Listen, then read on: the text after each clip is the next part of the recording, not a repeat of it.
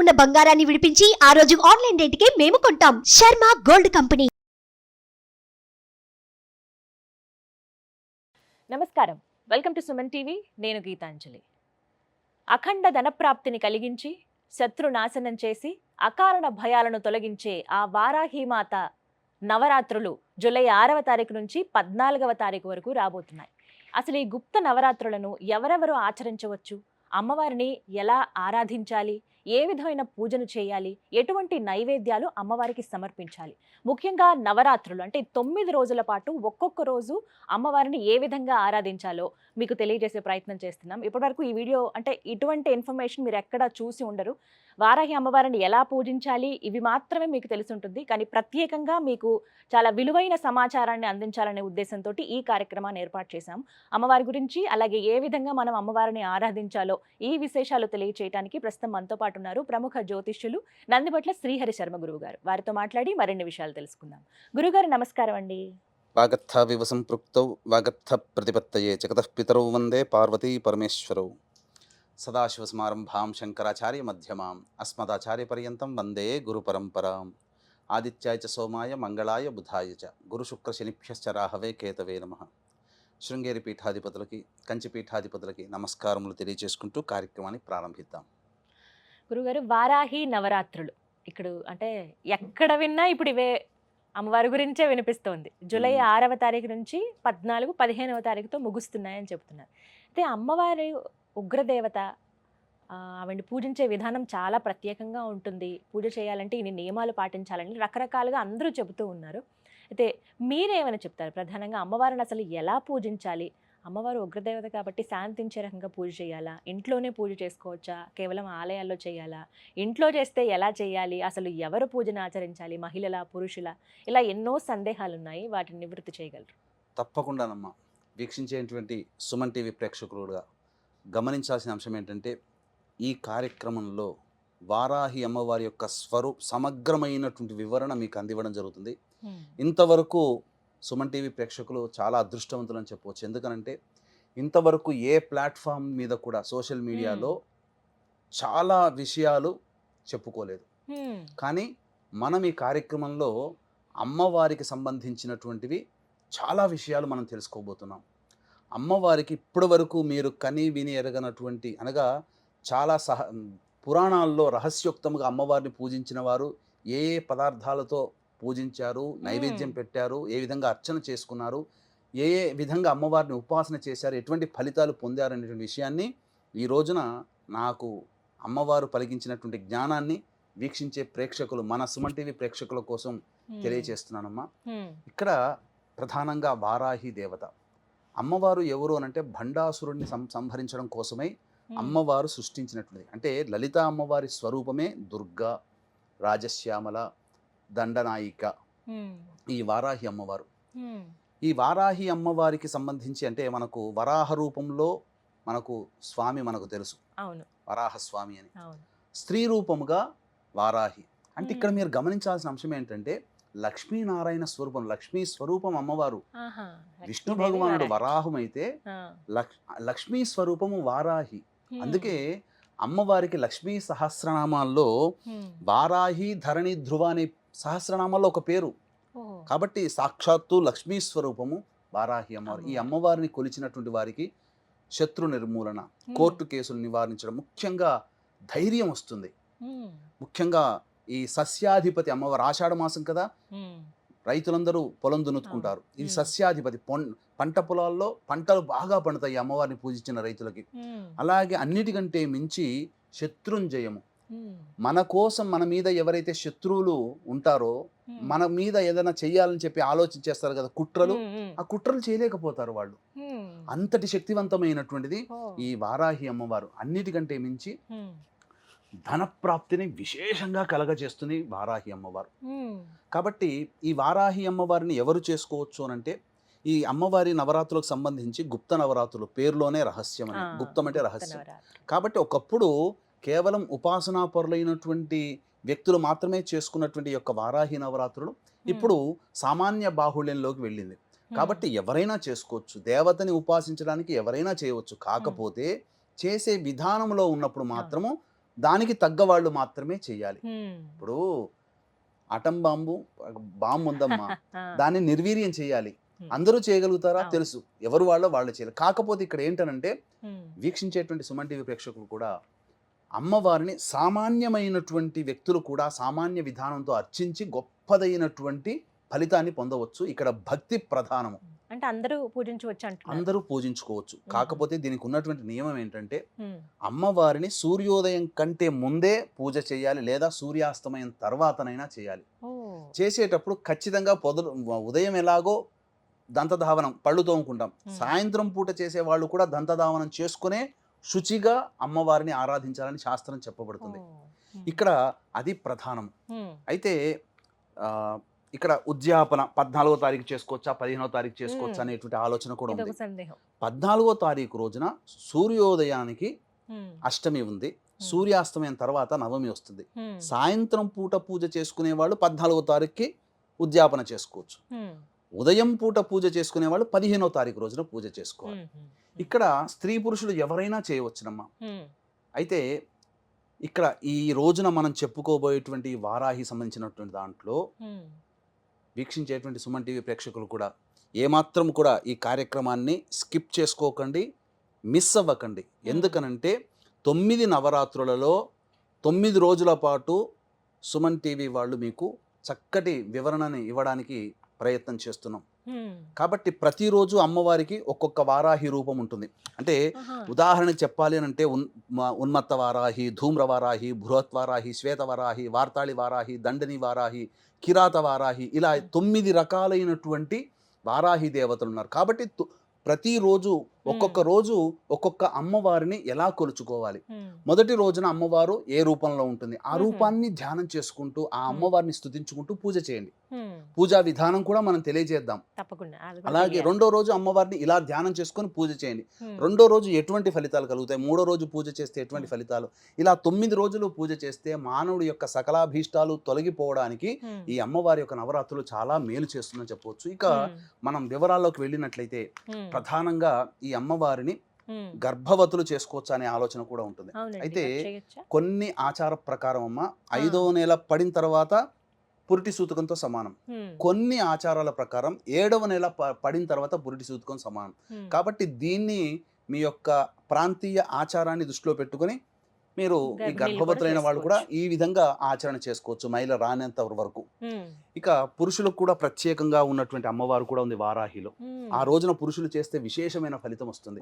కాబట్టి అవన్నీ వివరాలు మొదటి రోజు రెండో రోజు ఇలా మీకు ఒక సిరీస్ 9 రోజుల సిరీస్గా మీ యొక్క కార్యక్రమం అనేటువంటిది ఉంటుంది.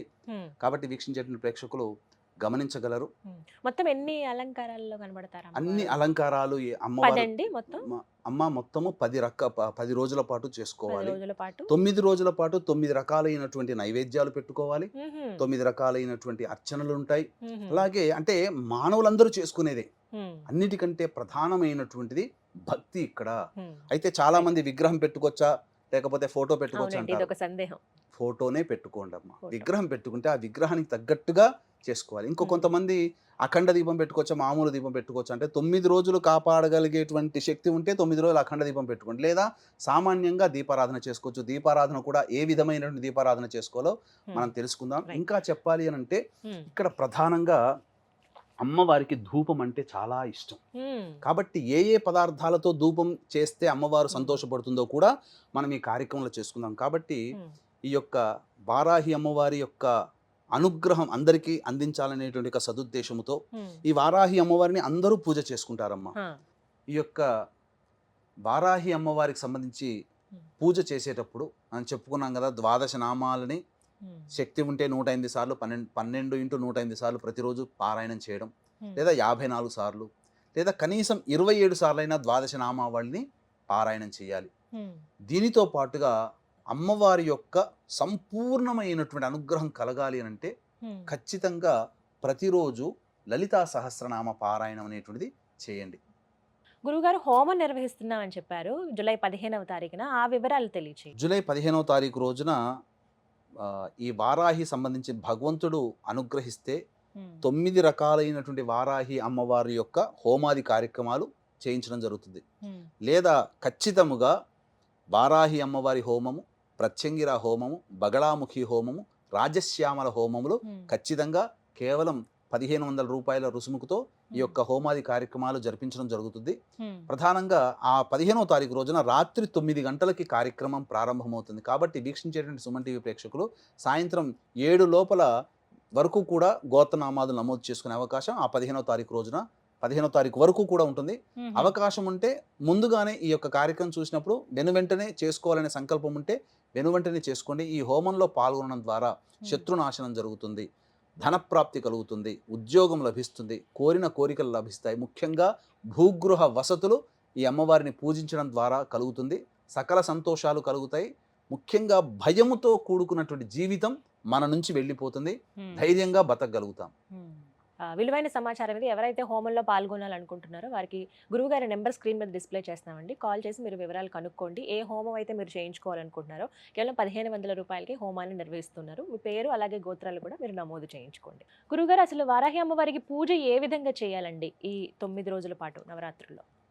వారాహి అమ్మవారికి పూజ ప్రధానంగా లలితా అమ్మవారి చిత్రపటము కానీ లేదా చిన్నపాటి స్ఫటికంతో కానీ వెండితో కానీ ఇత్తడితో కానీ బంగారంతో కానీ ఉన్నటువంటి శ్రీచక్రాన్ని ముందు ప్రతిష్ఠించుకోవాలి. తర్వాత ఆ లలిత అమ్మవారి ముందర కలశం పెట్టుకునే ఆచారం ఉంటే కలశం పెట్టుకోండి. లేకపోతే కనీసము ఒక పక్కన అమ్మవారికి ఒక పక్కన రాజశ్యామల, ఒక పక్కన వారాహి అమ్మవారి చిత్రపటం పెట్టుకోండి. ఈ 3 దేవతలు ఉండాలి ఖచ్చితంగా. అమ్మవారికి ఈ 3 దేవతలకి కూడా పసుపు కొమ్ముల మాల వేయండి. చెప్తాను ఎందుకు ఆ పసుపు కొమ్ముల మాల అనేటువంటిది. ఇక సూర్యోదయం కంటే ముందే ఈ అమ్మవారి పూజ చేసుకోవాలి, లేదా సూర్యాస్తమయం తర్వాతనైనా పూజ చేసుకోవాలి. ముందుగా ఈ అమ్మవారికి దీపారాధన ఎలా చేయాలి? దీపారాధన అమ్మవారికి కందగడ్డలో దీపారాధన చేస్తే చాలా సంతోషిస్తుందటమ్మ. కాబట్టి కందగడ్డ దొరుకుతుంది కదా, దానిపైన చక్కగా కడిగి దానిపైన కొద్దిగా చెక్కు తీసేసి దాంట్లో మన దీపపు కుంది ఎలా ఉంటుందో ఆ విధంగా కందగడ్డను చేసుకోవాలి, కొంత తీసేసుకోవాలి. అందులో ఇప్ప నూనెతో కనుక అమ్మవారికి దీపారాధన చేస్తే ఇంకా సంతోషిస్తుందట. కాబట్టి విప్ప నూనెతో దీపారాధన చేయండి. చేసిన తర్వాత ఈ అమ్మవారికి ప్రధానంగా నీలి రంగు ఆవాహన చేసుకుంటారు కదా, అర్చన అవన్నీ చేసుకుంటారు కదా. ఈ అర్చనలో భాగంగా నీలి రంగు పుష్పాలతో కానీ, అంటే నీలి రంగు చామంతి, శంఖపుష్పి నీలి రంగు, లేదా ఈ విప్ప పూలతోనైనా కానీ అర్చన చేస్తే అమ్మవారు చాలా సంతోషిస్తుందట.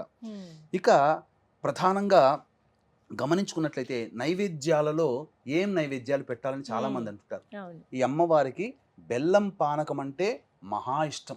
కాబట్టి బెల్లం పానకం, నువ్వులతో చేసిన లడ్డూలు, అందున ఇలాచి ఆవు నేతితో చేసిన నువ్వుల లడ్డూలు పెట్టాలి. ఎర్రటి పండ్లు అంటే దానిమ్మ పండ్లు పెట్టాలి. ముఖ్యంగా ఒక చిన్న పాత్రలో తేనె నైవేద్యంగా పెట్టాలి. ఇవన్నీ 9 రోజుల పాటు చేసుకోవాలి. ఇవన్నీ 9 రోజుల పాటు మీరు వస్తు భాండాగారాలని తెలుసుకోవాలి. ఇక ఈ అమ్మవారికి రథం పేరు కిరిచక్రం.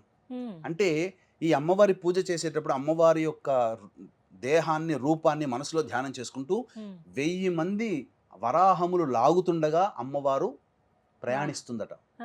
అందుకని ఈ అమ్మవారికి కిరిచక్రం అనేటువంటి పేరు. ఇక ఈ అమ్మవారికి విశ్వేశ్వరుడే ప్రతిష్ఠించడం, కాశీ విశ్వేశ్వరుడే వింధ్యాచలంలో ప్రతిష్ఠించాడు. కాబట్టి అంతటి అమ్మవారు ఈ వారాహి నవరాత్రులతో పాటు బాగా ఉపాసన చేసుకుంటే రేవతి నక్షత్రం వచ్చినప్పుడు ఈ అమ్మవారిని పూజ చేస్తే విశేషమైనటువంటి ఫలితం కలుగుతుంది. ఇది ఈ యొక్క విధానంగా చేసుకోవచ్చు. అయితే ఈ వారాహి అమ్మవారికి ధూపము అనంటే చాలా ఇష్టం. ఏ ఈశ్వరుడికి అభిషేకం అంటే ఇష్టం, వెంకటేశ్వరుడికి పుష్పార్చన అంటే ఇష్టం. అమ్మవార్లకి ఏ అమ్మవారికైనా ధూపం అంటే చాలా ఇష్టం. ప్రత్యేకించి ఒక్కొక్క అమ్మవారికి ఒక్కొక్క రకమైన ధూపం చేయాలి.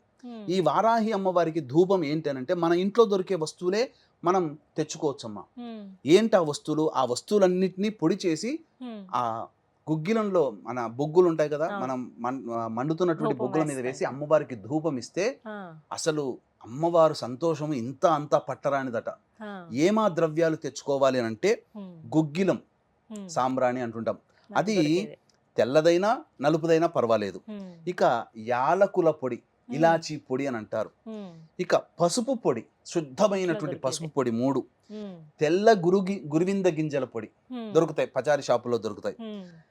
ఇక్కడ ఇది మాత్రం దొరకకపోవచ్చు. తెల్ల ఈశ్వరి వేరు అని అంటారు, అది దొరకకపోవచ్చు. సాధ్యమైనంత వరకే మీరు తెచ్చుకోండి. ఆయుర్వేదం షాపులో ఏమైనా ప్రయత్నిస్తే దొరుకుతాయమ్మా. తెల్ల ఈశ్వరి వేరును దంచి పొడి చేసుకోవాలి. ఇక తెల్ల జిల్లేడు పువ్వుల పొడి, తెల్ల జిల్లేడు పువ్వును తెచ్చుకొని దాన్ని నీడను ఆరబెడితే పొడి చేసుకోవచ్చు. ఇక మిరియాల పొడి, కారం పొడి, శొంఠి పొడి, ఇవన్నీ వేసి అమ్మవారికి ధూపం ఇవ్వాలి. రోజుకొక్కటిగా లేదు అన్ని కలిపి ప్రతిరోజు ధూపంలో. ఇప్పుడు మనం చెప్పినటువంటి వివరాలు ఏదైతే పూజా విధానం ఉందో అందరికీ తెలుసు. అన్ని ప్రసార మాధ్యమాల ద్వారా పూజా విధానం ఎలా చేసుకోవాలో తెలుస్తుంది. మనం ప్రత్యేకించి ఈ యొక్క సంబంధించినటువంటిది ఈ యొక్క ధూపం వేయాలి. అయితే అమ్మవారికి ద్వాదశ నామావళి అని ఉంది. ఆ ద్వాదశ నామావళి చాలా ప్రీతికరం అమ్మవారికి.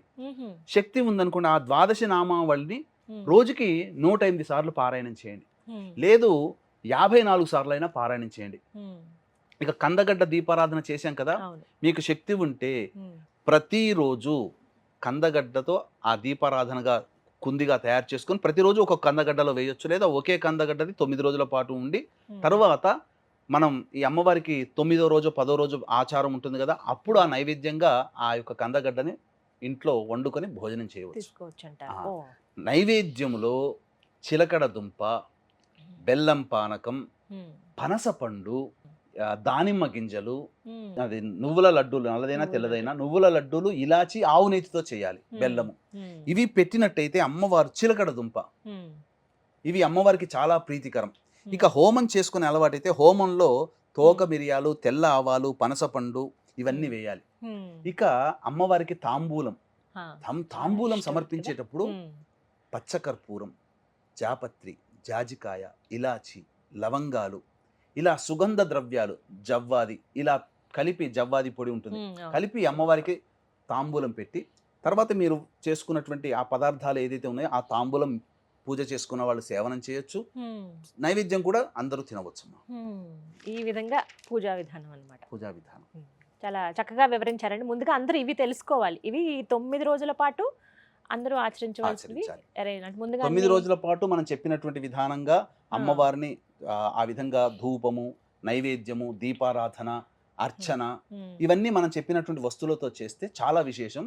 ఇక మనం 9 రోజులలో 9 రోజుల పాటు ఒక్కొక్క అమ్మవారు ఏ రూపంలో ఉంటుంది, ఏ రూపంలో ధ్యానం చేసుకొని అమ్మవారిని పూజించాలో కూడా తెలుసుకుందాం.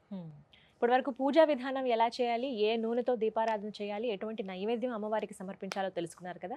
మరి నవరాత్రుల్లో ఒక్కో రోజు అమ్మవారు ఏ రూపంలో మనకి దర్శనమిస్తారు, మరి ముఖ్యంగా ఆ రోజున ఏ విధంగా పూజ చేయాలి, ఒక్కో ఎపిసోడ్ ద్వారా మీకు అందించే ప్రయత్నం చేస్తున్నాం. గురుగారు, మరి 4వ రోజు వారాహి అమ్మవారిని ఏ విధంగా కొలుచుకోవాలి, అమ్మవారికి ఎటువంటి నైవేద్యం సమర్పించాలో తెలియజేస్తారా?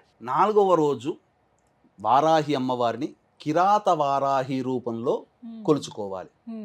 ఇదే 4వ రోజున మాహేశ్వరి రూపంలో కూడా అమ్మవారిని ఆరాధన చేయవచ్చు. ఇక ఈ అమ్మవారు ఉన్నటువంటి వారాహి అమ్మవారి యొక్క రూపాలలో అందమైన దేవతట, అందంగా కనబడుతుందట, అందమైన దేవత. ఈమె రక్షించే దేవత, ఎల్లప్పుడూ కూడా రక్షిస్తుందట మనల్ని. ఒరిస్సాలో ఈ అమ్మవారిని ఎక్కువగా ఆరాధన చేస్తారు, కిరాత వారాహి. ఈ అమ్మవారు ఎలాంటి విపత్తుల నుంచి బయటపడేస్తుందంటే, ప్రపంచానికి సునామీలు, విపత్తులు, అల్లకల్లోలాలు, భూకంపాలు వస్తాయి కదా, వాటి నుంచి రక్షిస్తుందట ఈ అమ్మవారు. మరి మానవ జీవితంలో అల్లకల్లోలు, సుడిగుండాలు, విపత్తులు అని అంటే మనము ఏదో సినిమాలో చూసినట్టు ఒక వ్యక్తి బాధపడిపోతుంటే ఒక ఇమాజినేషన్ చూపిస్తారు కదా, ఏదో అయిపోతున్నట్టుగా. అలా మనిషి చాలా సందర్భాల్లో ఏదో అయిపోతున్నట్టుగా బాధపడుతుంటాడు కదా, అటువంటి బాధల్ని దరిచేరనీయకుండా కాపాడుతుందట ఈ కిరాత వారాహి అమ్మవారు. కాబట్టి ఈ అమ్మవారికి పూజించడం వల్ల అదృష్టం వస్తుందటమ్మా, అదృష్టం వస్తుంది, సమృద్ధి కలుగుతుంది, ముఖ్యంగా దైవభక్తి బాగా పెరుగుతుందట. పూజించేటువంటి ప్రేక్షకుల్లో ఆడవాళ్ళు ఉంటారు, మా పిల్లలకి దైవభక్తి లేదు, మా ఆయనకి దైవభక్తి లేదు, నేను చేస్తుంటే పూజలు చేయనియరు, అడ్డుకుంటారు అనేటువంటి వారు అమ్మవారిని ఈ 4వ రోజున కిరాత వారాహి అమ్మవారి రూపంలో గనక వారాహి అమ్మవారిని పూజన చేసుకుంటే తప్పకుండా మీ కుటుంబంలోని వ్యక్తులలో మార్పు వస్తుంది అని చెప్పవచ్చు. ఇక ఈ అమ్మవారికి పెట్టవలసినటువంటి నైవేద్యం దద్దోజనం, అల్లంతో చేసినటువంటి గారెలు. అంటే అల్లంతో అంటే గారెలు మనం చేసుకుంటాం, కాకపోతే అల్లం ముక్కలు అందులో వేయాలి అంతే. వేయాలి. ఉమ్. ఆ, ఈ విధంగా అల్లపు ఆ అమ్మవారికి నైవేద్యం ఈ దద్దోజనం అల్లం గారెలు, మరియు ఎప్పుడు చెప్పుకున్నట్టుగానే ఉమ్, చిలకడ దుంప, మరియు కందగడ్డ, పనసపండు, దానిమ్మ గింజలు, ఉమ్, ఇప్ప పూలు, నువ్వుల అలాగే లడ్డూలు. నువ్వుల లడ్డూలు, బెల్లము, నువ్వులు, ఇలాచీ పొడి, ఆవు నెయ్యితో చేసిన లడ్డూలు, ఉమ్, ఇవి నైవేద్యంగా పెట్టవచ్చు.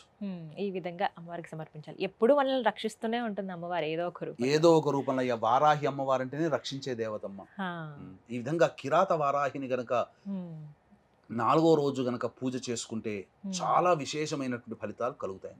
చక్కగా వివరించారండి. విన్నారు కదా 4వ రోజు అమ్మవారిని ఏ విధంగా ఆరాధించాలో. అలాగే చివరి రోజున హోమం నిర్వహిస్తున్నారు గురువుగారు. ఆ హోమంలో మీరు కూడా పాల్గొనాలి అనుకుంటే స్క్రీన్ మీద నెంబర్స్ ఇస్తున్నాం. ఆ నెంబర్స్కి కాల్ చేసి మీ పేరు, గోత్రనామాలు నమోదు చేయించుకోండి. ఇది వాళ్ళ వీడియో. నమస్కారం. సుమన్ టీవీలో మీ పర్సనల్ అండ్ బిజినెస్ ప్రమోషన్స్ కోసం కింది నెంబర్కి కాంటాక్ట్ చేయండి.